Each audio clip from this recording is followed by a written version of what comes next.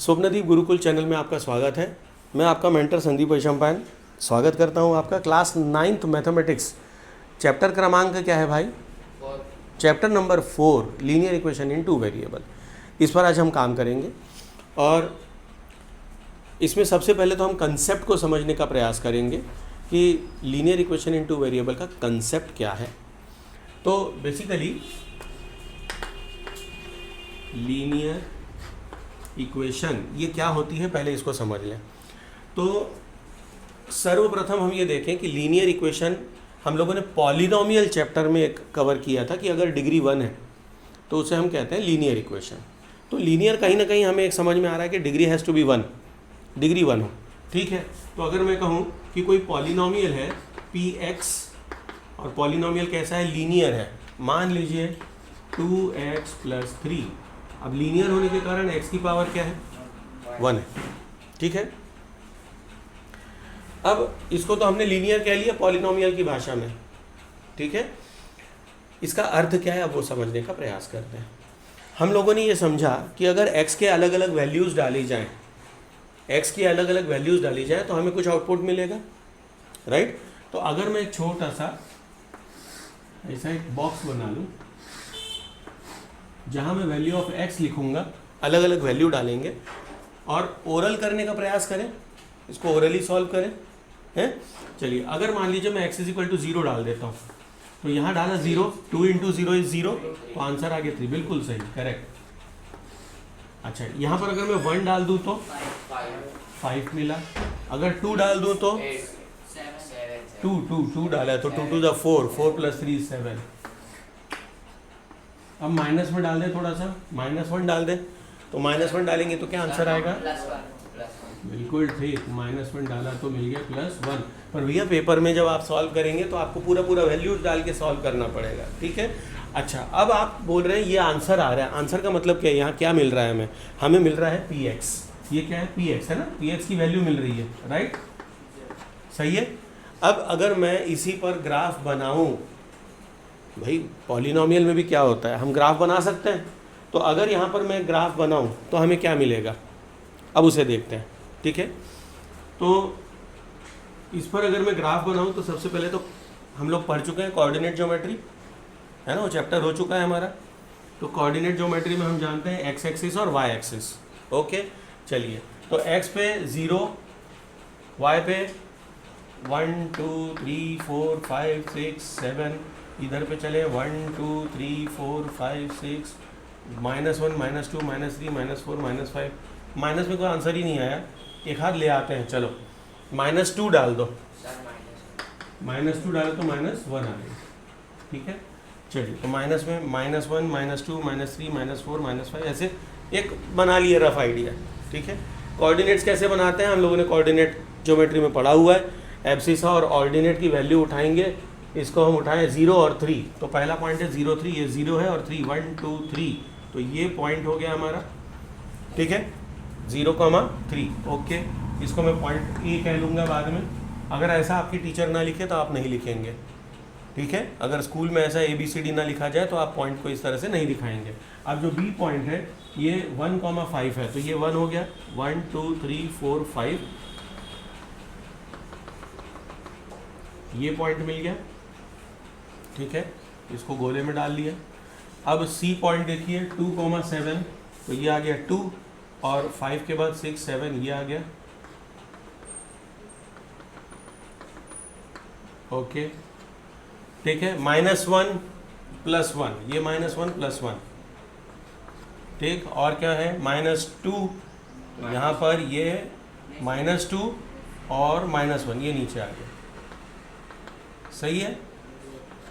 अब इन सारी लाइंस को, हालांकि ऐसी कोई स्केल से मैं ड्रॉ करना मुश्किल हो जाएगा मेरे लिए, बट अगर हम इसको स्केल से बना पाए, लाइन को ज्वाइन कर पाए, इन डॉट्स को हम ज्वाइन कर पाए, तो हमें मिलेगी एक स्ट्रेट लाइन। भावनाओं को समझे, अगर गलत बन जाए तो अरे लगभग ठीक बन गई, तो ये लाइन बन गई, राइट। तो ये लीनियर इक्वेशन है, इस बात को सिद्ध कर दिया कि ये लाइन बन गई, ठीक है।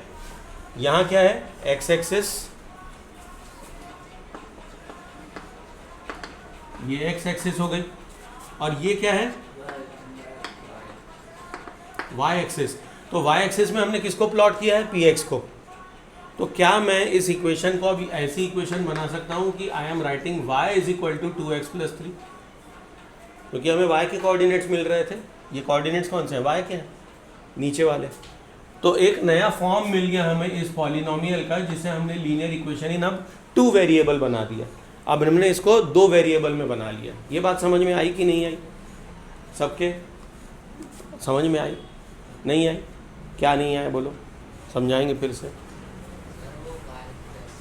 y कहाँ से आया, देखो आपको कुछ तो आउटपुट मिल रहा है ना बेटा, px कुछ तो आउटपुट मिल रहा है, क्या मिल रहा है, px। आपने वैल्यू डाली x की, तो आपको जो आउटपुट मिला, जो इसका आंसर मिला, उसको आपने क्या कहा, it is equal to px।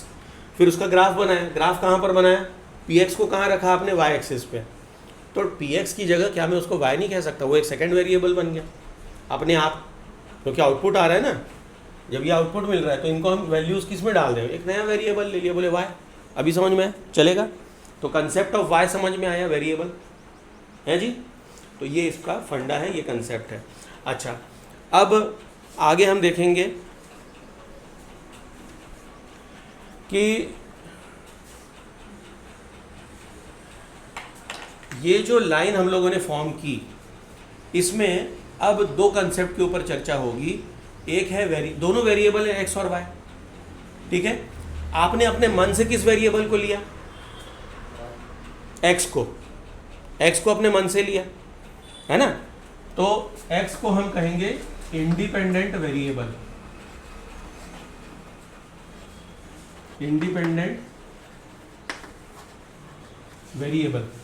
ठीक है। अच्छा, इस इंडिपेंडेंट वेरिएबल की वैल्यू जब हमने डाली तब भी अलग अलग आंसर आए, मतलब वो भी वेरिएबल है, लेकिन क्या वो हमारे मर्जी के हिसाब से आया, नहीं। उसके पास एक कंस्ट्रेंट था, उसके पास एक रूल था कि उसे इस इक्वेशन को फॉलो करते हुए ही जवाब देना है। तो ऐसी स्थिति में y को हम कहेंगे डिपेंडेंट वेरिएबल।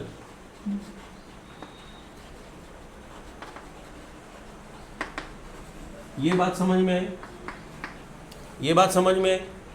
तो इंडिपेंडेंट वेरिएबल और डिपेंडेंट वेरिएबल, ये क्लियर हो गया, ठीक है। सामान्यतः जो परंपरा है उसमें कभी भी अगर आपको इस तरह से कोऑर्डिनेट्स निकालने के लिए अगर कहा जाए कि बताइए इस लाइन से या इस इक्वेशन, ये जो इक्वेशन है या ये लाइन की इक्वेशन है, ये इससे कौन कौन से पॉइंट्स जाएंगे या कौन से पॉइंट इस लाइन को सेटिस्फाई करते हैं, सामान्यतः हमें 3 कोऑर्डिनेट्स बताने होते हैं। क्यों बताने होते हैं, 2 पॉइंट्स हम लोगों ने यूक्लिड में पढ़ा हुआ है, 2 points are required for any line to be formed. किसी लाइन को बनाने के लिए हमें 2 पॉइंट्स की आवश्यकता होती है। तीसरा क्यों चाहिए, टू वेरीफाई कि हम जिस सीधे में जा रहे हैं वो सही है। बात समझ में, 2 पॉइंट से तो आंसर आ ही जाएगा, मतलब लाइन बन जाएगी, पर कभी कभी हमें 3 निकालने पड़ते हैं। तो हो सकता है आपको कोई क्वेश्चन ऐसा बुक में मिल जाए जिसमें वो कहे कि 5 वेरिएबल मतलब 5 कोऑर्डिनेट्स बताइए, तो आप बता सकते हैं। ये हमने कई सारे निकाल के दिखा दिए, 1 2 3 4 5 तो ऐसे ही हो गए। बात समझ में आई, तो आप कर पाएंगे। तो अभी हमने क्या समझा, इंडिपेंडेंट और डिपेंडेंट वेरिएबल क्या होते हैं ये समझ लिया। ये बात क्लियर हो गई एकदम, ठीक है। अच्छा, अब जब आप इसको एग्जिबिट करते हैं, शो करते हैं, लिखते हैं, तो इक्वेशन को, लीनियर इक्वेशन को हम इस फॉर्म में नहीं लिखते हैं। We don't write as y is equal to 2x plus 3। तो ये जो इंडिपेंडेंट और डिपेंडेंट वेरिएबल है, इसको इस तरह नहीं लिखा जाता है। तो अब हम बात करेंगे concept of equation, concept of equation. तो इक्वेशन किस कंसेप्ट में होगी अब वो देखेंगे, ठीक है। चलिए, तो इसको हम रीअरेंज करेंगे और इसको कन्वर्ट करेंगे 2x, ये y भाई साहब इधर चले जाएंगे, माइनस y इक्वल टू, ये 3 उधर जा सकता है, -3। ये एक तरीका हुआ बताने का। या दूसरा तरीका जो हम NCERT में देखते हैं, 2x minus y plus 3 equal to 0। ये इन 2 में से किसी एक रूप में हम इसको दिखाते हैं या दर्शाते हैं। लीनियर इक्वेशन को हम किस मोड में दिखाते हैं, इस मोड में दिखाते हैं, ऐसे लिखा जाता है। अब अगर ऐसा लिखा है तो इसका क्या सिग्निफिकेंस है, हम इसमें कहना क्या चाह रहे हैं, तो उस बात को भी स्पष्ट करते हैं। देखिए, ये जो फॉर्मेट है, इस फॉर्मेट को हम एक जनरल इक्वेशन कह सकते हैं, और वो जनरल इक्वेशन हो जाएगी हमारी ax plus b y plus c equal to 0। ठीक है, we can call it as general equation और स्टैंडर्ड इक्वेशन। स्टैंडर्ड तो ना कहेंगे, जनरल इज ओके। क्यों जनरल स्टैंडर्ड नहीं कहते, ये आपको क्लास 11th में समझ में आ जाएगा। ठीक है, अभी हम इसको क्या कहेंगे, जनरल इक्वेशन जो लाइन की होती है, लीनियर इक्वेशन, ये जनरल फॉर्म है। अब इसमें हमें क्या क्या ध्यान देना है, आपको ये ध्यान में रखना है कोएफिशिएंट क्या होता है।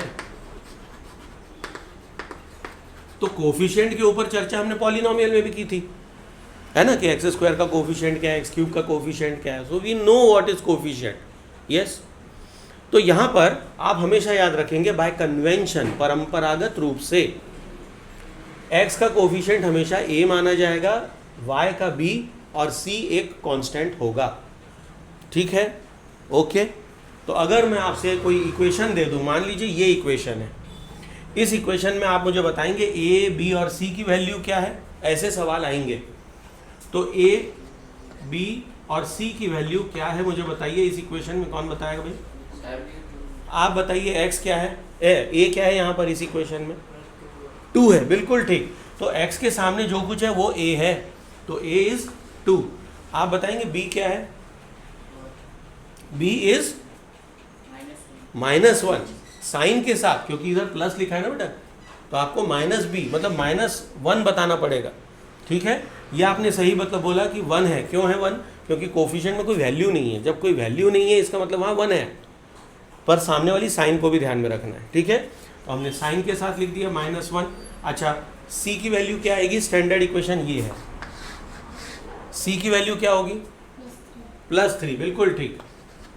ठीक है, समझ में आ गया। तो इस टाइप के क्वेश्चंस आपसे पूछे जाएंगे कि लीनियर इक्वेशन में coefficients of x and y क्या है, व्हाट इज कांस्टेंट। ठीक है, तो ये एक टाइप का एक वैरायटी हो गई। यहाँ तक समझ में आया। ठीक है, जनरल इक्वेशन का फॉर्मेट क्लियर है। अच्छा, अब एक प्रश्न और आ जाता है कभी कभी, और वो भी हम समझ लें। हमसे ये पूछा जाता है कि क्या कोई पॉइंट किसी लीनियर इक्वेशन से पास होगा या नहीं होगा, ये सवाल पूछा जाता है। ठीक है, क्या पूछा जाएगा, weather given equation given point satisfy this equation. Okay, मैं यही एग्जांपल लेता हूँ और इसी से हम आगे प्रूव करने का प्रयास करेंगे। ठीक है, तो अब मैं इसको अलग फॉर्मेट में लिखूंगा। सवाल क्या है, कोई पॉइंट दिया जाएगा, कोई कोऑर्डिनेट दिया जाएगा, और हमसे पूछा जाएगा कि क्या ये कोऑर्डिनेट इस इक्वेशन को सेटिस्फाई करता है या नहीं करता है। 2x - y + 3 = 0, ये हमारी इक्वेशन थी, राइट। सवाल पूछा जाएगा क्या -3, 2 सेटिस्फाइज दिस इक्वेशन, क्या ये इस इक्वेशन को सेटिस्फाई करता है। तो अब हमने जो पढ़ा है कोऑर्डिनेट ज्योमेट्री में, ये एब्सिसा है, ये ऑर्डिनेट है। एब्सिसा बोले तो वैल्यू ऑफ x कोऑर्डिनेट, ये y। तो सीधी सी बात है, ये वैल्यू हम x में सब्सटीट्यूट करेंगे, ये वैल्यू y में सब्सटीट्यूट करेंगे, and we will try to see whether this equation is satisfied और नॉट। सेटिस्फाइड मतलब क्या इक्वल टू 0 होता है, तो हम सेटिस्फाई करके देख लेते हैं। 2x - y + 3, ठीक है। सॉल्विंग LHS, क्या करेंगे यहाँ, सॉल्विंग LHS। ओके, चलिए अब सॉल्विंग LHS में इसको जब आप सॉल्व करेंगे तो 3 2 -6 -2 + 3, this is equal to -8 + 3, -8 + 3 is equal to -5। क्या ये इक्वल टू 0 है, नहीं है। दैट मीन्स इसका मतलब क्या है वो समझना जरूरी है। दैट मीन्स ये कोऑर्डिनेट हमारे ग्राफ में नहीं आता या लाइन में नहीं आता। बात समझ में, ठीक है। हमारा ग्राफ लगभग इस टाइप से कुछ गया था, ऐसा ग्राफ गया था हमारा, और ये लाइन कहाँ पर है, ये पॉइंट कहाँ है, -3, 2। तो -3 ये जा रहा है इधर, -3 1 2 3 ऐसा कुछ है ना, और 2 ऊपर ऐसा कुछ। तो ये पॉइंट हमारे इक्वेशन पर लाइन पर लाए नहीं करता, ये इसका मतलब है। मतलब समझ में आया, मतलब क्लियर हुआ कि अगर आपसे पूछा जाता है weather a given point given coordinate satisfies any line और नॉट, तो इसका सेटिस्फाई का मतलब क्या है। आपने वैल्यू डाल दी इक्वल टू 0 नहीं आया मतलब इट डज नॉट सेटिस्फाई, ठीक है, वो तो मैथमेटिकल टर्म हो गया, पर उसका ग्राफिकल मीनिंग क्या हुआ कि वो पॉइंट वो कोऑर्डिनेट इस लाइन पर लाए नहीं करता। ये बात समझ में आ गई, एकदम क्लियर, ठीक है सबको। चलिए हाँ, तो क्या पूछ रहे भाई आप?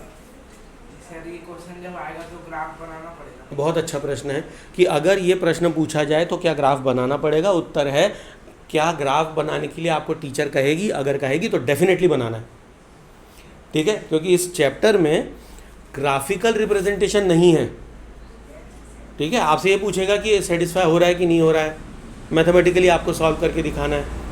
वो कहेगा 4 कोऑर्डिनेट्स बता दो, तो ऐसे मैथमेटिक्स करके जैसे हमने किया था ना कि इसमें ये डालेगा तो ये आगे, ये डब्बा बनाना, इस टाइप से। अब डब्बा मेथड बताते हैं या normal equation 1 equation 2 answer 1 answer 2 इस टाइप से, वो आपकी टीचर अब बताएगी आपको, ठीक है। ग्राफ, लीनियर इक्वेशन का ग्राफ बनाना ये हमारे कोर्स में अभी है नहीं, ठीक है, बट अगर टीचर उसको सिखाती हैं आपको तो डेफिनेटली उसको बनाना पड़ेगा और वो आपके क्वेश्चन में लिखा रहेगा ड्रॉ एप्रोप्रिएट ग्राफ, बिल्कुल ड्रॉ करना पड़ेगा, ठीक है, अन्यथा नहीं करना पड़ेगा। ओके अच्छा, अब आगे बढ़ते हैं। नाउ स्टूडेंट्स, थोड़े से हम क्वेश्चंस के ऊपर बात कर लें।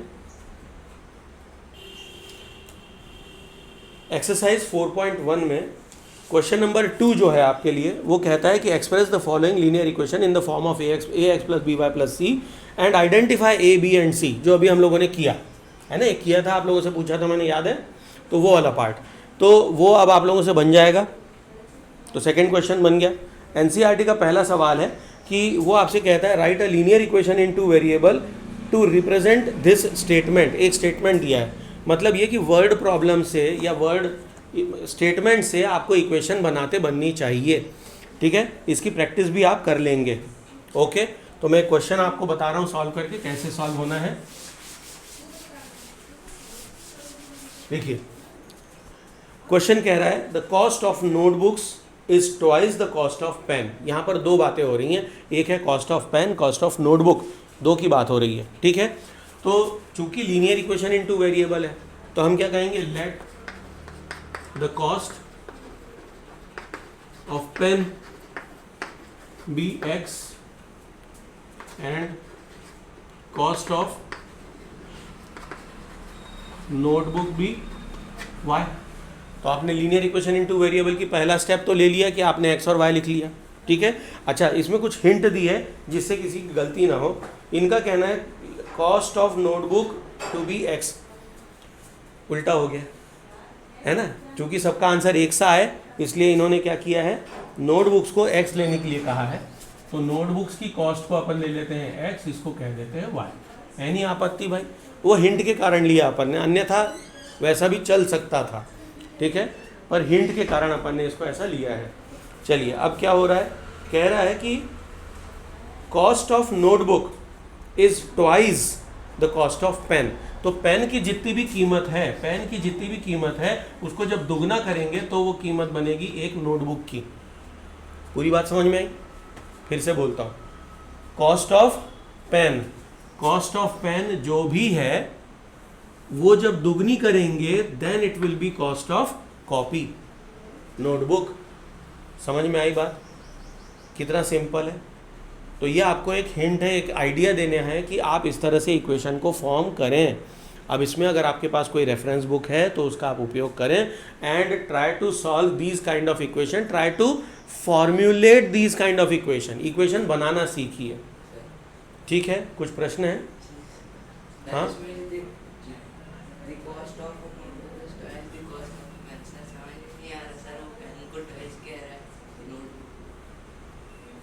अच्छा, आपको शब्दावली समझ में नहीं आई, ऐसा आपका कहना है, ठीक है। तो इसको कैसे पढ़ना है वो भी एक कला है, कहाँ पॉज लेना है, कहाँ कॉमा मान लेना है अपने को, है ना। क्या कह रहा है, the cost of a notebook, the cost of a notebook, notebook कहाँ है भैया, ये रही, ठीक है, the cost of a notebook. चलिए इन दोनों को आप भूल जाइए, मैं यहाँ पर फिर से एक बार लिख के दिखाता हूँ, जैसा कह रहा है वैसे लिखते जाना है। कॉस्ट ऑफ नोटबुक इज मतलब इज। अब इधर देखो, अब किताब नहीं, अब बोर्ड की तरफ देखें। Cost of notebook is is समझ में आ गया, इज इक्वल टू आ गया। फिर क्या बोल रहा है, इज ट्वाइस, दुगना है, किससे दुगना है, twice the cost of pen, twice the cost of pen. अब इसमें क्या दिक्कत हुई बताइए, समझ में आ गया। तो कैसे पढ़ना है वो भी एक कला है भाई, और वो आएगी आपको, पर उसके लिए प्रैक्टिस करनी पड़ेगी। तो ढेर सारे क्वेश्चन निकालिए जहाँ पर आपको कई अलग प्रकार के इक्वेशन या स्टेटमेंट दिए हों, उनमें से आप इक्वेशन फॉर्म करने का प्रयास करेंगे। ठीक है, ये समझ में आ गया।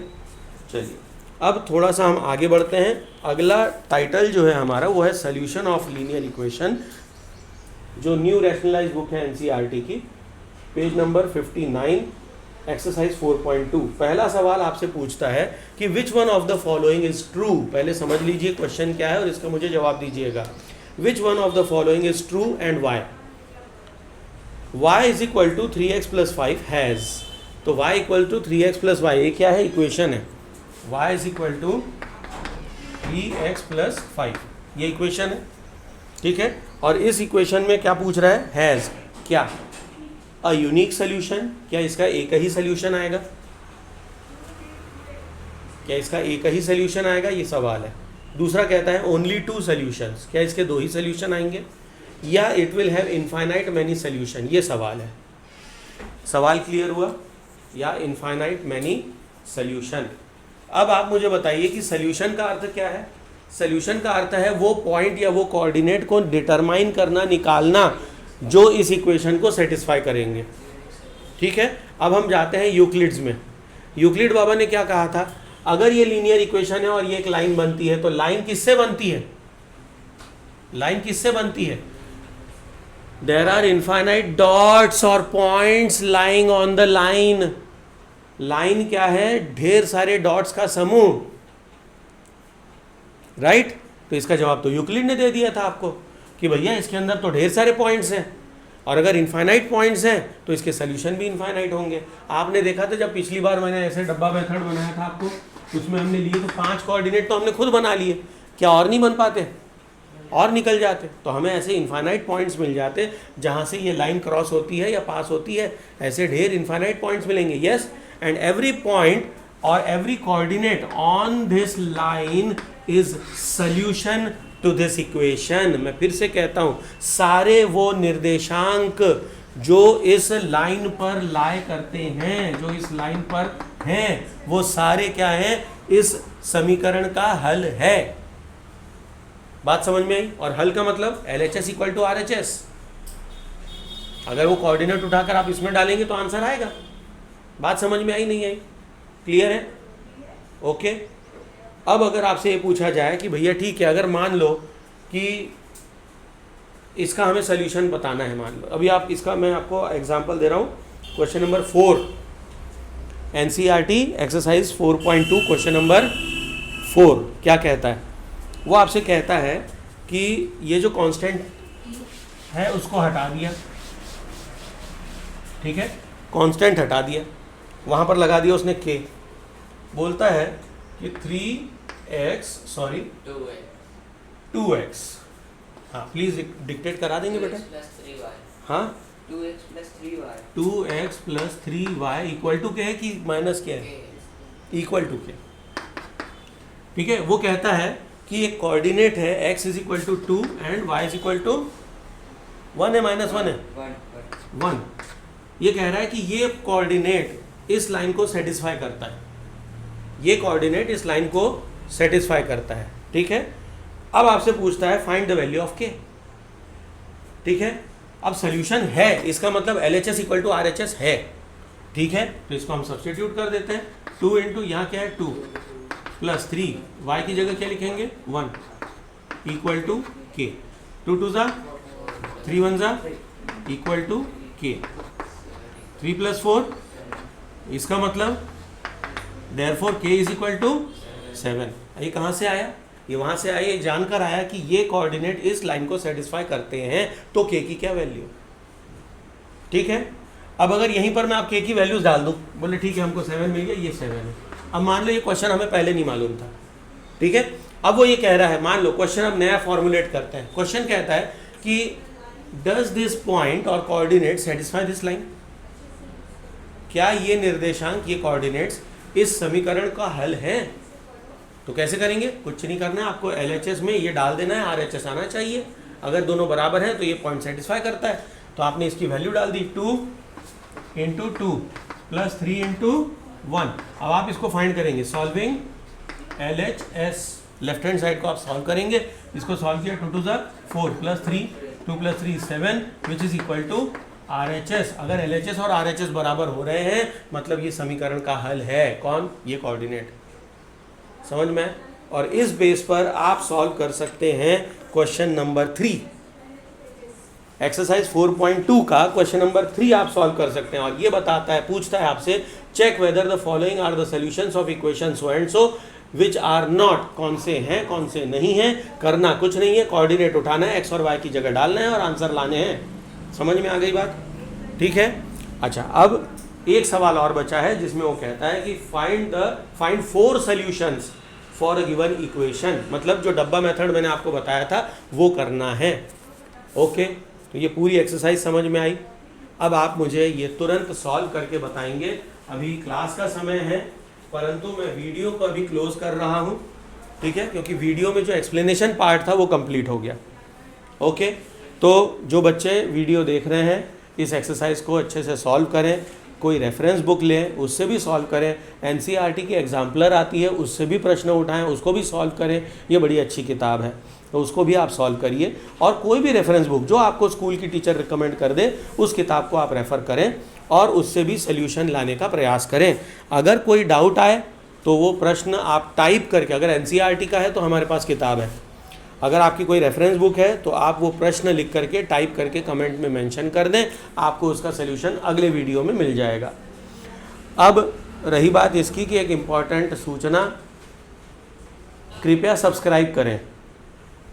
हर इम्पॉर्टेंट मैसेज है, ऐसा थोड़ी है। सब्सक्रिप्शन जब 1000 हो जाएंगे तो हम लाइव आना शुरू हो जाएंगे, ठीक है। तो अगर आप चाहते हैं कि हम लाइव आपके साथ इंटरेक्शन करें, आपके प्रश्नों के तुरंत जवाब मिले, आपके डाउट्स तुरंत क्लियर हों, तो कृपया इस चैनल को प्रमोट करें, अपने मित्रों के बीच, अपने मित्रों के साथ इसको बांटें, इसमें सब्सक्रिप्शन दिलवाएं हमें, तो आपको हम लाइव मिलेंगे इसी चैनल पर आपकी क्लास के साथ। तब तक के लिए वंदे मातरम, जय हिंद, जय Siya Ram, all the best for your finals.